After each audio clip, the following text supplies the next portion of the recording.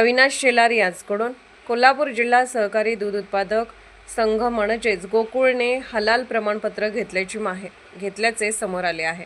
परदेशात निर्यात करण्यासाठी या प्रमाणपत्राची आवश्यकता असल्याचे कारण पुढे केले जात आहे। मुळात दूध आणि दुग्धजन्य उत्पादनांना भारतात पुरेसा बाजार उपलब्ध असताना आखाती देशात ही उत्पादने विकण्याची आवश्यकता काय? अजून संपूर्ण भारतात गोकुळ दूध पोहोचले नसताना ते मुस्लिम देशांना पाठवायचा अट्टहास का केला जात आहे? हलाल प्रमाणपत्र देणारी जमियत उलेमा हिंद ही संस्था हलालच्या पैशाचा वापर जिहादी आतंकवाद्यांचे खटले लढण्यासाठी करते, तर गोकुळचे दूध घेणाऱ्यांचा पैसा जिहाद्यांच्या सुटकेसाठी खर्च होणार का, असा प्रश्न हिंदूंच्या मनात उपस्थित होत आहे। त्यामुळे राष्ट्रहितासाठी गोकुळचे हलाल प्रमाणपत्र रहित करावे या मागणीचे निवेदन हिंदू जनजागृती समिती आणि समस्त हिंदुत्वनिष्ठ संघटनांच्या वतीने गोकुळचे प्रशासक तसेच कोल्हापूरचे जिल्हाधिकारी डॉक्टर विजय राठोड यांना देण्यात आले।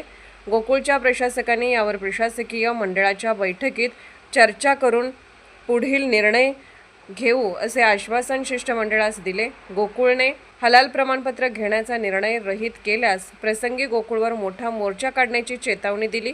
या प्रसंगी महाराजा प्रतिष्ठानचे संस्थापक श्री निरंजन शिंदे, नमो नमोचे जिल्हाध्यक्ष श्री विक्रमसिंह जरग, सामाजिक कार्यकर्ते श्री शशी बेडकर, मंदिर महासंघाचे श्री अशोक गुरव, मराठा तितुका मेळावाचे श्री योगेश केरकर, बजरंग दलाचे श्री प्रतीक कुलकर्णी, हिंदू एकता आंदोलनाचे शहराध्यक्ष श्री गजानन तोडकर, शिवसेनेचे उपजिल्हाप्रमुख श्री उदय भोसले आणि किशोर घाडगे, हिंदू जनजागृती समितीचे श्री शिवानंद स्वामी, सौ साधना गोडसे, हिंदू राष्ट्र समन्वय समितीचे रामभाऊ मेथे, श्री किरण कुलकर्णी, उद्धव बाळासाहेब ठाकरे, पक्षाचे करवीर तालुका प्रमुख राजू यादव, हिंदू महासभेचे उपाध्यक्ष श्री विकास जाधव, शहराध्यक्ष श्री प्रशांत पाटील, श्री श्रीकांत जाधव, पॉझिटिव्ह वॉचचे श्री शेखर धोंगडे, मानवाधिकार संघटनेचे श्री राजेश वाघमारे, श्री सुयोग काकतकर, हिंदू विधिज्ञ परिषदेचे श्री बाबासाहेब भोपळे उपस्थित होते। भारतासारख्या धर्मनिरपेक्ष देशात धर्म आधारित हलाल प्रमाणीकरण व्यवस्था तात्काळ बंद करा। भारत सरकारच्या अधिकृत भारतीय अन्न सुरक्षा आणि मानके प्राधिकरण आणि अन्न व औषध प्रशासन या संस्था उत्पादनांचे प्रमाणीकरण करत असताना वेगळ्या हलाल प्रमाणीकरणाची आवश्यकता काय?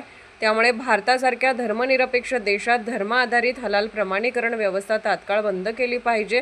विविध ठिकाणी खर्च होणारा पैसा हा केवळ आणि केवळ मुसलमान वा इस्लामी देशांना मिळावा हा यामागचा उद्देश आहे। जर हे दूध हलाल आहे तर ते घेण्यासाठी हिंदूंनी पैसे का द्यावेत? त्यामुळे यावर वेळीच कठोर कारवाई न केल्यास देशाचे मोठे नुकसान होईल।